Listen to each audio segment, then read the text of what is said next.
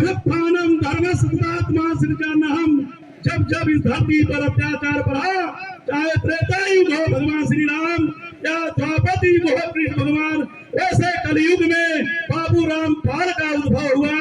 मित्रों, हम राष्ट्रीय पार्टी के राष्ट्रीय अध्यक्ष सुप्रीमो माननीय बाबू राम पाल जी को आग्रह करते हैं वे मंच पर आवे और अपना भाषण देकर हम लोगों में एक नई ऊर्जा का संचार करें। माननीय बाबू राम पाल, माननीय बाबू राम पाल। धन्यवाद। बहुत अच्छा, बहुत बहुत धन्यवाद।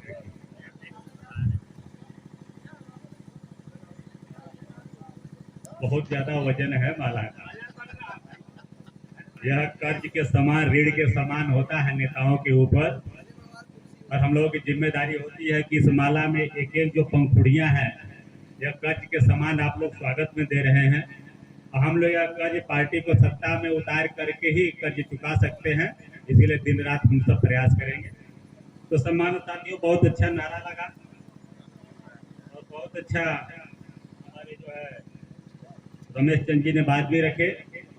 तो थोड़ा सा हम भी अपनी बात को नारा से शुरुआत करेंगे, क्योंकि हम सब भागीदारी न्याय मोर्चा के तत्वावधान में संघर्ष कर रहे हैं। तो जोरदार नारा लगाइएगा। हमें पता है कि आप लोग सुबह में 10 बजे से बैठे हैं और 4:30 बजने वाला, 4:15 हो रहा है, भूख प्यास लगी है, लेकिन फिर भी आप लोगों का अपना झंडा, अपना डंडा, अपनी लड़ाई अपने भविष्य के लिए लड़ रहे हैं। तो भूख प्यास कोई असर नहीं कर रहा है, कर रहा है आप लोगों को असर? वाह भाई, ये जोश और जज्बा आप लोगों का है। तो जोरदार हम सब नारा लगाएंगे, भागीदारी न्याय मोर्चा, भागीदारी न्याय मोर्चा, भागीदारी न्याय मोर्चा, राष्ट्रीय पार्टी, राष्ट्रीय पार्टी, राष्ट्रीय पार्टी। बहुत बहुत धन्यवाद साथियों। सर्वप्रथम एक हाथ में शस्त्र, दूसरे हाथ में शास्त्र धारण करने वाली न्याय की देवी पुलिस लोक राजमाता अहिल्या देवी होलकर के चरणों में श्रद्धा सुमन अर्पित करते हुए, सभी समाज में जन्मे सभी महापुरुषों को नमन करते हुए, राष्ट्र उदय पार्टी जिला इकाई भदोही द्वारा आयोजित जिला स्तरीय विशाल कार्यकर्ता सम्मेलन एवं राष्ट्र उदय पार्टी के नवनियुक्त उत्तर प्रदेश प्रदेश अध्यक्ष माननीय श्री राम आश्रय पाल जी के स्वागत समारोह में अतिथि के रूप में उपस्थित वीर फूलन देवी जन संगठन के राष्ट्रीय अध्यक्ष परम सम्मानित रमेश चंद निषाद जी, भारतीय मानव समाज पार्टी के राष्ट्रीय अध्यक्ष भाई केवट राम धनी बिंद जी, राष्ट्र उदय पार्टी को उत्तर प्रदेश अध्यक्ष माननीय श्री राम आश्रय पाल जी, बादा जनपद से पधारे राष्ट्र उदय पार्टी के प्रदेश उपाध्यक्ष भाई चित्रपाल जी के साथ मंच पे उपस्थित सभी मंचासीन के साथ, सभा में उपस्थित सभी बड़े बुजुर्ग नौजवान साथियों, प्यारे बच्चों के साथ, हमारे गायक साथी के साथ उपस्थित सभी महानुभावों का मैं दिल की गहराइयों से स्वागत, वंदन, अभिनंदन करता हूं। सम्मानित साथियों, बहुत ही सुचारू कार्यक्रम भदोही जनपद में राष्ट्र उदय पार्टी जिला इकाई द्वारा आयोजित है। इसमें हमारे तमाम साथियों ने पिछले 1 महीने से लगातार परिश्रम करके जन जन तक जा करके जन जन को आमंत्रित किए और इतना बड़ा मंच और माइक और कुर्सी की व्यवस्था किए कि मैं चाहूंगा कि एक बार जोरदार तालियां सभी राष्ट्र उदय पार्टी के जिला पदाधिकारियों के लिए। सम्मानित साथियों, यह पार्टी, यह मोर्चा संघर्षवादियों का मोर्चा है। आज इस पार्टी में एकदम संघर्षवादी लोग, साधारण लोग जुड़े हुए हैं। यहाँ पे आज जो भी पैसा, जो भी व्यवस्था लग रहा है, इसमें एक एक पैसे का योगदान यहाँ पे हमारे साधारण लोगों ने किया हुआ है। मैं उन सभी महानुभावों के लिए बात चाहूंगा, जोरदार तालियां हो जाए सामान्य साथियों। क्योंकि हम लोगों के पास पैसे नहीं है कि दे करके हम गाड़ियां भर भर के बुलवा लें, हमें पैसे नहीं है कि हम आपको खाने का पैक कर दे दें, हमें तो दुख है कि हम आपको एक गिलास पानी भी नहीं पिला सकते हैं। सामान्य साथियों, इस चीज का हमें दुख भी है, खेद भी है, लेकिन हम आपको विश्वास दिलाता हूं, इसी संघर्ष के बदौलत एक दिन यह मोर्चा उत्तर प्रदेश की गद्दी पर पहुंचेगा। आप सभी का पूरा भूख प्यास मान सम्मान बढ़ाने का कार्य करेगा। सम्मानित साथियों, क्योंकि इतनी बड़ी भीड़ यहाँ पे जो उपस्थित हुई है, यह साधारण पार्टी राष्ट्र उदय पार्टी नहीं रह गई है। अब ये राष्ट्र उदय पार्टी और भागीदारी न्याय मोर्चा उत्तर प्रदेश के अन्य तमाम जिलों में संघर्ष करते करते मध्य प्रदेश में भी संघर्ष कर रही है और बड़े बड़े कार्यक्रम का आयोजन हो रहा है, चाहे संविधान दिवस का कार्यक्रम हो, पार्टी का स्थापना दिवस का कार्यक्रम हो या जिला स्तरीय सम्मेलन का कार्यक्रम हो, तमाम जिलों में भव्य रूप से कार्यक्रम का आयोजन, सफल आयोजन हो रहा है। सम्मानित साथियों, हमारे बीच में चित्रकूट जिला अध्यक्ष भाई कुबेर सिंह पाल जी उपस्थित हैं। अभी पिछले महीने भव्य कार्यक्रम इन्होंने आयोजित किया था और अपने दम पे अपने लोगों के साथ और सहयोग से कार्यक्रम आयोजित किया था। सम्मानित साथियों, मैं चाहूंगा जोरदार तालियां कुबेर सिंह पाल जी और चित्रकूट टीम के लिए हो जाए। सम्मानित साथियों, लोग कहते हैं कि कोई गरीब अमीर ये पार्टियां छोटी बड़ी, तो पार्टी कोई छोटी बड़ी नहीं होती है। हर पार्टियां कभी न कभी शुरुआती दौर में छोटी रही हैं, लेकिन जब जनता ने सहयोग दिया, जनता ने साथ दिया, जैसे जैसे वैसे वैसे पार्टी बड़ी होती गई। हमें पूरा विश्वास है, राष्ट्रीय पार्टी को, नेताओं को विश्वास है कि यह पार्टी 2018 में बनी, 2019 में संघर्ष करते करते भागीदारी संकल्प मोर्चा के साथ 2022 के चुनाव लड़ करके विधानसभा में इतिहास रचने का काम की, सम्मानजनक वोट हासिल करने का काम की। सम्मानित साथियों, इसी के साथ 2024 का भी लोकसभा चुनाव लड़ने का काम राष्ट्रीय पार्टी की, आपके भदोही लोकसभा में आपका भाई, आपका बेटा कृष्णदेव पाल जी ने चुनाव लड़ा। आप लोगों ने साथ और सहयोग देकर के इनका हौसला बढ़ाया, तो मैं धन्यवाद देता हूं आप सभी लोगों को कि आपने क्रांतिकारी संघर्षवादी, आप अपने बेटा को जहाँ से ज्यादा मत दे करके उसका सम्मान बढ़ाने का काम किया, तो मैं सभी मतदाताओं का आभार प्रकट करता हूं। सम्मानित साथियों, आज भारतीय जनता पार्टी सरकार में है, उत्तर प्रदेश में है, केंद्र में है, इसके साथ साथ तमाम निगमों में है, लेकिन आपको गुमराह करने का काम कर रही है। आपको आपके विषय में सोचने का समय भारतीय जनता पार्टी नहीं दे रही है कि आप अपने विषय में सोच पाओ। तो लोग कहते हैं Bharatiya Janata party EVM hack कर रही है, लेकिन मैं कहता हूं कि भारतीय जनता पार्टी हमारे पिछड़े हुए लोगों का दिमाग हैक कर रखी है। दिमाग आपको आपके विषय में सोचने का अवसर न दे रही है कि आप अपने बेटा को पढ़ा लिखा करके IAS PCS बनाए, आप डॉक्टर इंजीनियर बनाए, नेता अभिनेता बनाए, उद्योगपति बनाए, यह सोचने का टाइम नहीं दे रही है। अभी अभी कुंभ चल रहा था, कुंभ में सभी लोग अपना दिमाग लगाए पड़े थे। कुंभ गया, विश्व कप चालू है, 2020 चलेगा, नवरात्रि चलेगा, होली चलेगी, तो इसी में आपको उलझाने का काम भारतीय जनता पार्टी कर रही है और अपने बेटा बेटी को विदेश में पढ़ाने का ये बड़े बड़े नेता कर रहे हैं। सम्मानित साथियों, इनके चंगुल से बचना पड़ेगा, इनके माया जाल से आपको बचना पड़ेगा और अपने बेटी को पढ़ा लिखा करके उनको जागरूक बनाना पड़ेगा। आपका निगाह धार्मिक आडंबरों की तरफ ना होकर के आपका निगाह जहाँ पे पावर है, हमारे नेताजी रमेश निषाद जी ने बताया कि असली पावर मठ मंदिर मस्जिद में नहीं है। असली पावर आपका, अगर आपका नगर का चेयरमैन बनता है, जिला पंचायत का चेयरमैन बनता है, उत्तर प्रदेश का मुख्यमंत्री बनता है, देश का प्रधानमंत्री अगर आपका भाई बनता है, आपका बेटा बनता है, असली पावर वहाँ है। उस पावर की लड़ाई आपका भाई बाबू रामपाल, आपका भाई रमेश निषाद, आपका भाई केवट रामधनी बिंद और आपका भाई रमेश, आपके भाई रामाश्रय पाल जी के साथ सभी राष्ट्रीय पार्टी और भागीदारी न्याय मोर्चा के नेता लड़ रहे हैं। आप लोग इसका साथ सहयोग दे रहे हैं इनका, इसके लिए आप सब धन्यवाद के पात्र हैं। आप लोग आने वाले दिनों में इतिहास रच करके अपनी बिगड़ी बनाने का काम करेंगे, हमें विश्वास है। सम्मानित साथियों, चूंकि यह भारतीय जनता पार्टी आपकी बिगड़ी बनाने वाली नहीं है, उल्टा जब से सत्ता में आई हुई है तब से जो बनी हुई आपकी बातें थे वो भी बिगाड़ने का काम कर रही है। जो सरकारी प्रतिष्ठान थे, जहां जहां नौकरियां आरक्षण से मिलती थी, उस सरकारी प्रतिष्ठान को प्राइवेट कर दिए। आपका आरक्षण खत्म किए कि नहीं किए? आज चारों तरफ पूरे आप देखेंगे प्रदेश में शोषित वंचित समाज के साथ, पिछड़े समाज के साथ अत्याचार अन्याय हो रहा है, और इतना हो रहा है उनको रोने भी नहीं दिया जा रहा है।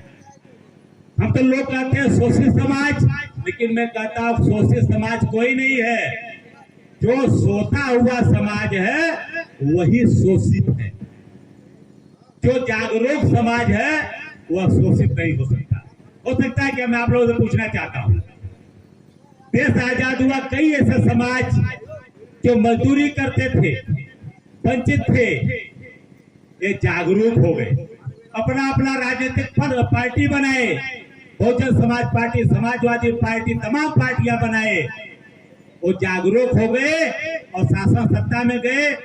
आज उस समाज को कोई शोषित कर सकता है क्या? वो समाज शोषित है क्या? मैं पूछता हूं, आप लोगों से बताने का काम करिए आप लोग।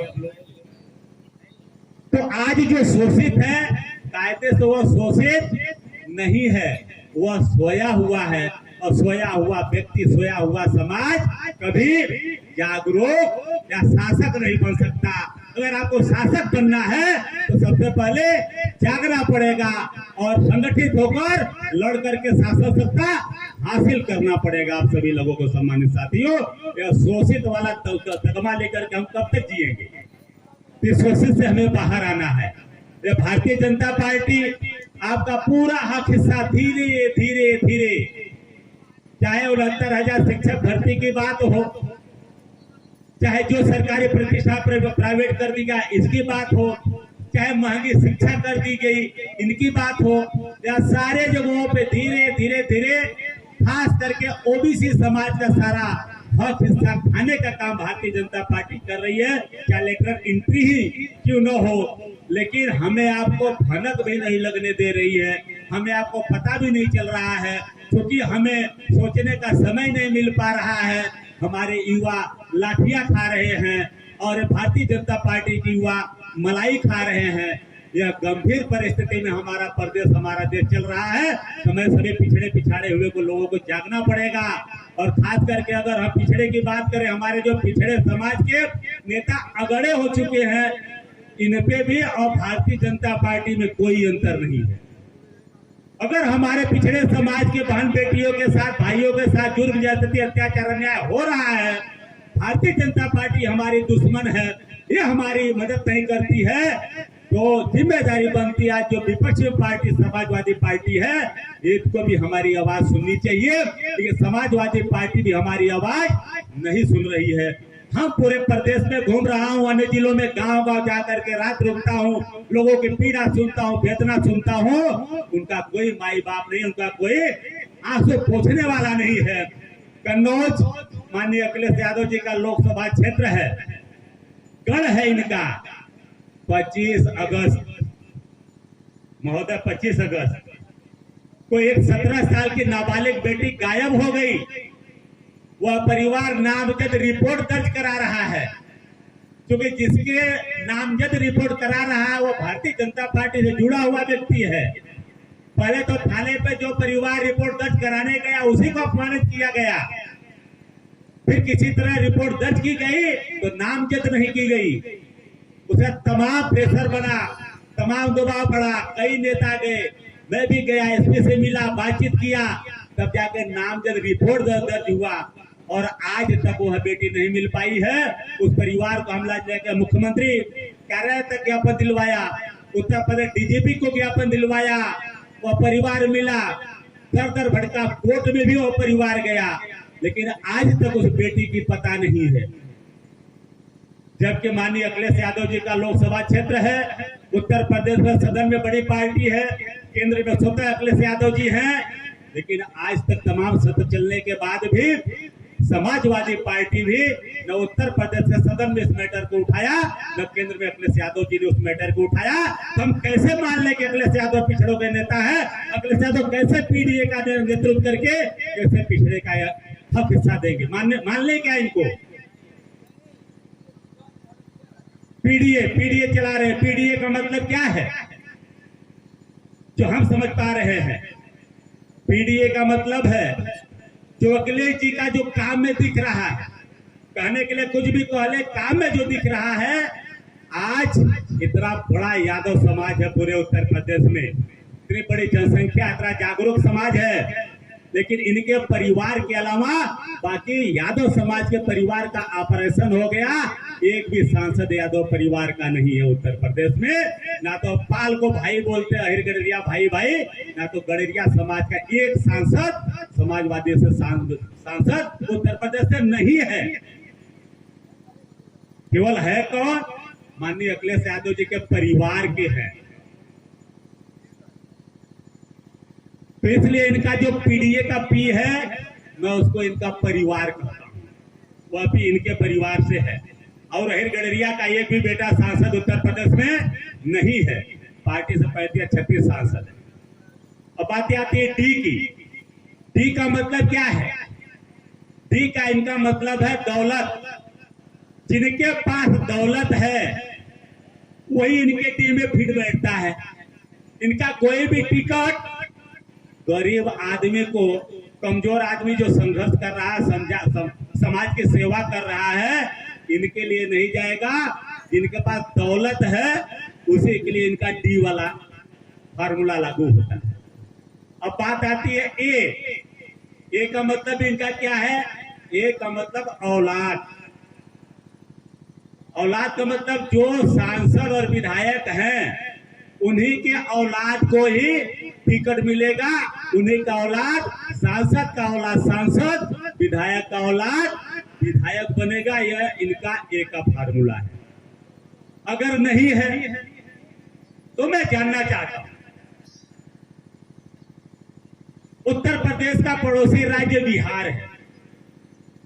बिहार में जननायक कर्पूरी ठाकुर जब मुख्यमंत्री थे 1978 में, तो उसी टाइम सबसे पहले आरक्षण में वर्गीकरण, यानी ओबीसी के आरक्षण में वर्गीकरण करके जो ओबीसी में जो मजबूत जातियां हैं उनका हिस्सा अलग, जो कमजोर जातियां हैं उनका हिस्सा अलग करके न्याय करने का काम जननायक कर्पूरी ठाकुर जी ने किया था। तो क्या अखिलेश यादव जी ने कभी इस बात को, ओबीसी में वर्गीकरण की बात, जो ओबीसी में गरीब जातियां हैं, कमजोर जातियां हैं, गरीब समाज के लोग हैं, गरीब परिवार के लोग हैं, गरीब लोग हैं, यह बात क्या अखिलेश यादव जी ने कभी कहा है? मीडिया में आप लोगों ने कभी देखा? सदन में कभी आप लोगों ने सुना है? सुना है क्या? जबकि सुप्रीम कोर्ट ने भी कहा है कि आज आरक्षण में बहुत ज्यादा परिवर्तन करने की जरूरत है, क्योंकि बहुत सी ऐसी पिछड़ी जातियां आरक्षण का लाभ लेकर के, शासन सत्ता का लाभ लेकर के आगे आ चुकी है। और बहुत सी ऐसी जातियां हैं कभी वो काफी पीछे है, शिक्षा में, रोजगार में, नौकरी में, शासन में, सत्ता में, एक भी आईएएस नहीं, पीसीएस नहीं, सचिव नहीं, प्रमुख सचिव नहीं है। तो ऐसे समाज को आरक्षण में वर्गीकरण करके एससी, एसटी, ओबीसी में ऐसे पिछड़े समाज को आगे लाने की जरूरत है, ऐसा माननीय सुप्रीम कोर्ट ने कहा है। तो वर्गीकरण होना चाहिए कि नहीं होना चाहिए? पिछड़े को आगे लाना चाहिए कि नहीं लाना चाहिए? इसका लाभ भारतीय जनता पार्टी ने लिया। भारतीय जनता पार्टी जब विपक्ष में थी, समाजवादी पार्टी सत्ता में थी, तो भारतीय जनता पार्टी के लोग घूम घूम करके सोशल मीडिया में मंच के माध्यम से कहा करते थे, हे पिछड़े समाज के लोगों, तुम्हारा सारा हिस्सा यादव समाज का, सारे थानेदारों पे थाना अध्यक्ष यादव समाज के लोग हैं। आप लोगों ने पढ़ा होगा, देखा होगा, सुना है, सुना कि नहीं? आप लोग पढ़ा था कि नहीं? उतने भारतीय जनता पार्टी कह रहे थे। लेकिन आज सारे थानों का आप सर्वे कर लीजिए, सारे प्रमुख सचिव या प्रमुख स्थानों पर सर्वे कर लीजिए, तो आपको समझ में आएगा कौन बैठा है। जबकि उस समय भी यादव समाज से ज्यादा पटेल समाज के लोग प्रमुख कुर्सियों पर बैठे हुए थे, प्रमुख जगह बैठे हुए थे, लेकिन उनका नाम नहीं लिया गया। लेकिन हमें आपको गुमराह करने के लिए कहा गया कि यादव समाज हिस्सा खा गया। इसीलिए भारतीय जनता पार्टी का सभी लोगों ने साथ दिए, सरकार में गई तो उत्तर प्रदेश में सामाजिक न्याय समिति का गठन की। पिछड़े समाज के लोगों तुम्हारा हक मिलेगा। 2018 में सामाजिक न्याय समिति का गठन हुआ 2018 में सामाजिक न्याय समिति का रिपोर्ट आ गया। आज 2025 चल रहा है और सरकार लगातार चल रही है और अति पिछड़े समाज को हक देने के लिए सामाजिक न्याय समिति का रिपोर्ट लागू नहीं हुआ। इससे प्रतीत हो रहा भारतीय जनता पार्टी भी पिछड़े, अति पिछड़े समाज, दलित, अति दलित समाज, कमजोर समाज के विरोधी है। विरोधी है कि नहीं विरोधी है? तो गुमराह करने वालों को सत्ता से हटाना चाहिए कि नहीं हटाना चाहिए? सम्मानित छात्र, केंद्र में भी माननीय मोदी जी ने जस्टिस जी रोहिणी आयोग का गठन किया। जस्टिस जी रोहिणी आयोग का भी रिपोर्ट आ गया। केंद्र सरकार ने भी जस्टिस जी रोहिणी आयोग का रिपोर्ट लागू नहीं किया।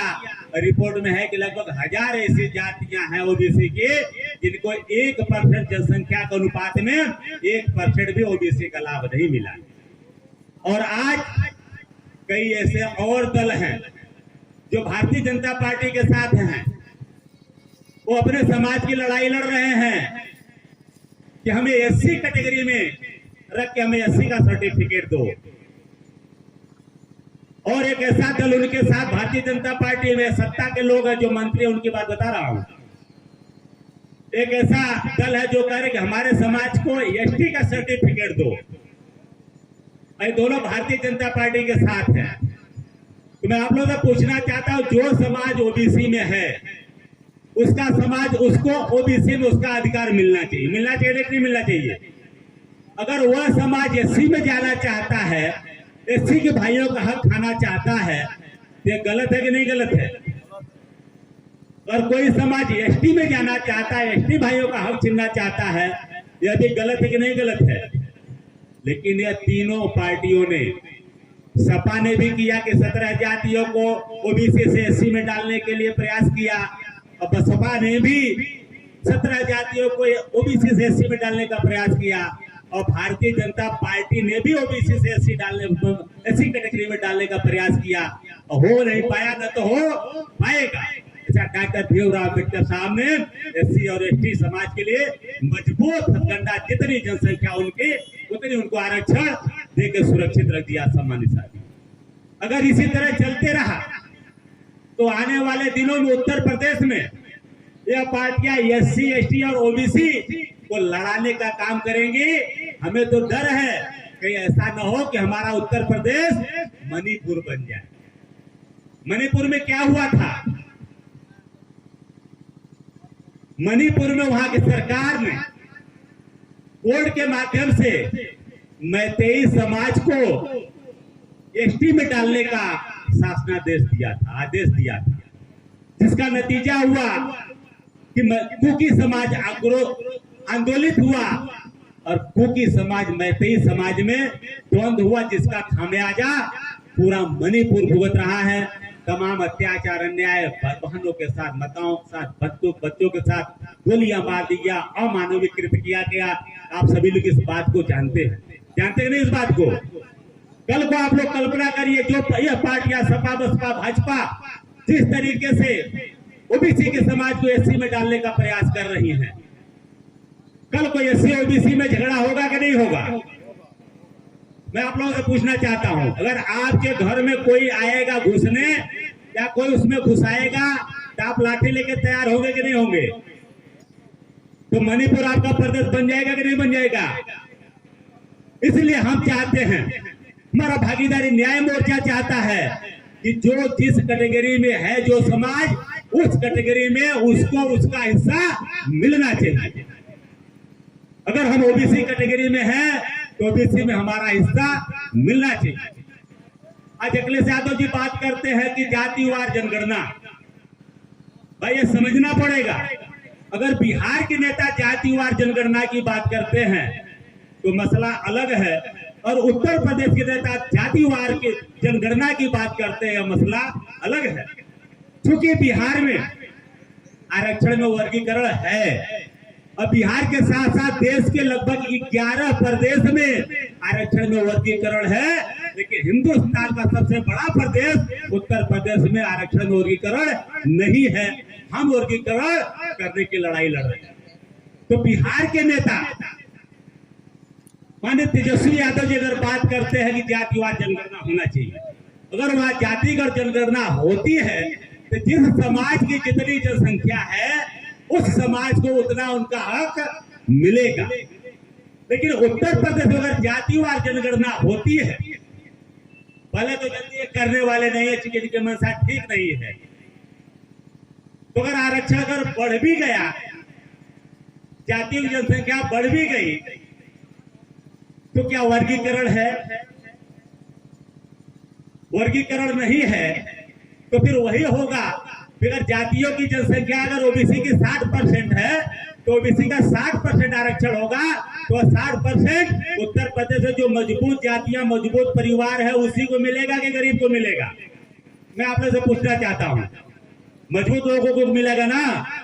इसलिए हम चाहते हैं कि सबसे पहले उत्तर प्रदेश में आरक्षण में वर्गीकरण हो, उसके बाद जातिवार जनगणना हो। यह लड़ाई भागीदारी न्याय मोर्चा और राष्ट्रीय पार्टी की लड़ाई है। सम्मानित साथियों, तो मैं चाहता हूं कि आप लोग इस लड़ाई से सहमत हैं और हमारी बातें समझ में आ रही जो हम कह रहे हैं। यह बात हमारी तो मांग, हमारी तो लड़ाई है, लेकिन माननीय सुप्रीम कोर्ट ने भी कई बार इसको कहा है और इस मसले पे भारतीय जनता पार्टी और समाजवादी पार्टी का गठबंधन है। दोनों पार्टियां नहीं चाहती है। ऐसे अपना दल यस भी है। अगर सबसे बड़ा रोड़ा अगर कोई है तो अपना दल की राष्ट्रीय अध्यक्ष नेता उनका अनुप्रिया पटेल जी है। सबसे बड़ा अगर कोई आरक्षण में वर्गीकरण का अगर विरोध कर रहा है तो अनुप्रिया पटेल जी विरोध कर रही है।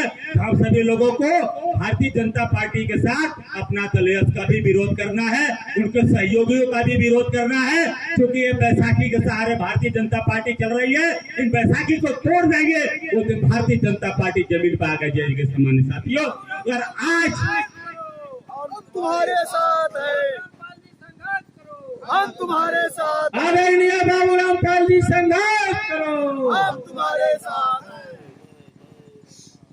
बहुत बहुत धन्यवाद अध्यक्ष जी। तो अगर आज भारतीय जनता पार्टी आपका हक छीन रही है, ओबीसी का आरक्षण छीन रही है, अगर अत्याचार अन्याय हो रहा है, तो जितना दोषी भारतीय जनता पार्टी है उतना ही दोषी उनके जो बैसाखी है, यह भी पार्टियां उतनी दोषी है। तो हम पिछड़े समाज के लोगों से मैं कहना चाहूंगा, आप लोग भारतीय जनता पार्टी के साथ साथ उनकी बैसाखी का भी विरोध करें और आपके हक अधिकार की लड़ाई लड़ने वाले लोगों का आप साथ दे, सहयोग दे। इसी के साथ सम्मानित साथियों, ढेर सारी बातें होती रहेगी और हमने हमारे बीच में आज हमारे प्रदेश अध्यक्ष राम आश्रय पाल जी का यह दूसरा सम्मान समारोह है। 5 तारीख को आपको उत्तर प्रदेश के अध्यक्ष की जिम्मेदारी दी गई, तो सबसे पहले आपने दौरा 6 तारीख को कन्नौज और औरैया जिले का किए और 8 तारीख को वाराणसी में हमारे वाराणसी जिला अध्यक्ष वीरेंद्र पाल जी ने आपका स्वागत समारोह रखा और आज भदोही जनपद में हमारे भदोही जिला अध्यक्ष भाई कृष्णदेव पाल जी ने आपका स्वागत समारोह रखा। तो सम्मानित साथियों, मैं आप लोगों को बता दूं, जब से राम आश्रय पाल जी ने पार्टी में जुड़े हैं, लगातार 24 घंटा 7 दिन 12 महीना दिन रात पार्टी के लिए काम करते रहते हैं। पार्टी में जान फूंकने का आपने काम किया है और इनको पार्टी सर्वसम्मति से प्रदेश अध्यक्ष की जिम्मेदारी दी है। और कार्यकर्ताओं को भी मैं कहना चाहूंगा, जितने भी राष्ट्रीय पार्टी के कार्यकर्ता है जुड़े हैं, सभी साधारण लोग हैं, सभी संघर्षवादी लोग हैं, कोई खास नहीं है। लेकिन राष्ट्रीय पार्टी में जुड़ने के बाद हर कार्यकर्ता खास है। हर कार्यकर्ता के भविष्य की चिंता हम राष्ट्रीय पार्टी के लोग करते हैं। हर पार्टी का अगर पदाधिकारी नहीं बनाया जाता है, नियुक्त किया जाता है, ढेर सारी बातें सोच के नियुक्त की जाती है। और राष्ट्रीय पार्टी के नेताओं को मैं कहना चाहूंगा, जितने हमारे नेता है, जिला अध्यक्ष है, जब भी आप निर्णय ले, सर्वसम्मति से निर्णय ले, जब सही निर्णय ले तो सही निर्णय लेने के बाद उस निर्णय पे अंगद के पैर के भांति अपना पैर जमाए रखे, अपना फैसला जमाए रखे। हो सकता है कि आपके निर्णय का कोई समझ न पाए, उसका विरोध करे, किसी के विरोध का आप चिंता ना करें, लेकिन अपने निर्णय का आप चिंता करें। जो निर्णय ले उसको मजबूती से उस पर कायम रहे, तब आप जाके आपका संगठन आगे बढ़ेगा। और हमारे कुबेर जी ने, चित्रकूट जिला अध्यक्ष जी ने कहा, ये प्रदेश अध्यक्ष जी बनाए गए, तो कुछ लोगों ने सोशल मीडिया में लिखा, इसका यह प्रतीत होता है कि राष्ट्रीय पार्टी का एक समय था कि कोई जुड़ने के लिए तैयार नहीं था। मैं किसी जिले में जाता था तो अन्य पार्टियों में काम करने वाले लोग हमारे साथ फोटो भी खिंचाने से बचते थे, लेकिन आज कम से कम पद लेने के लिए कंपटीशन चालू हुआ है। तो एक जोरदार प्रगति राष्ट्रीय पार्टी की है और राष्ट्रीय पार्टी के प्रदेश अध्यक्ष के नेतृत्व हमें पूरा विश्वास है कि संविधान के तहत राष्ट्रीय पार्टी को जन जन तक गठित करके पूरी पार्टी को जनता तक ले जाकर के जन जन तक पहुंचा करके 2027 और उसके पहले त्रिस्तरीय चुनाव में इतिहास रचने का काम करेंगे। प्रदेश अध्यक्ष जी के लिए मैं पुनः चाहूंगा कि जोरदार तालियां हो जाए सम्मानित साथियों। और आगामी दिनों में कार्यक्रम चलते चलते डॉक्टर बी.आर. अम्बेडकर साहब के जयंती के अवसर पे 14 अप्रैल को हम न्याय की देवी पुरुष लोग राजमाता अहिल्या देवी जी की जयंती और संविधान निर्माता डॉक्टर बी.आर. अम्बेडकर साहब की जयंती हम और निषाद जी की जयंती हम 14 अप्रैल को विधुना विधानसभा कन्नौज लोकसभा में धूमधाम से मनाने की पूरी तैयारी है सम्मानित साथियों। इसी के साथ 18 मई को पास बरेली यानी बदायूं और बरेली में बहुत ही बड़ा ऐतिहासिक कार्यक्रम आयोजित है। उसके बाद न्याय की देवी पुरुष लोग राजमाता अहिल्या देवी होलकर का जन्मोत्सव का 30 शताब्दी वर्ष चल रहा है। वाराणसी माँ राजमाता अहिल्या देवी होलकर का धर्म क्षेत्र है। तो 8 जून को बहुत ही भव्य पैमाने पे वाराणसी जनपद में माँ राजमाता अहिल्या देवी होलकर जी की जयंती मनाने का निश्चित हुआ है। इसी के साथ मैं आज कार्यक्रम में आए हुए सभी लोगों का आभार प्रकट करते हुए सभी मोर्चे के नेताओं का और गायक साथियों का आभार प्रकट करते हुए जितने भी हमारे साथी सहयोग किए हैं यहाँ पे मंच माइक कुर्सी की व्यवस्था में जो तन मन धन से सहयोग किए हैं, आप सभी का दिल की गहराइयों से आभार प्रकट करते हुए स्वागत बंदन करता हूँ। इसी के साथ अपनी वाणी को विराम देता हूँ। धन्यवाद। जय हिंद, जय मल्हार, जय राष्ट्रीय। बाबूराम पाल जी संघर्ष करो, माननीय रामधनी बिंद जी संघर्ष करो। किसानों के सम्मान में बाबूराम पाल जी मैदान में, महिलाओं के सम्मान में रामधनी बिंद जी मैदान में।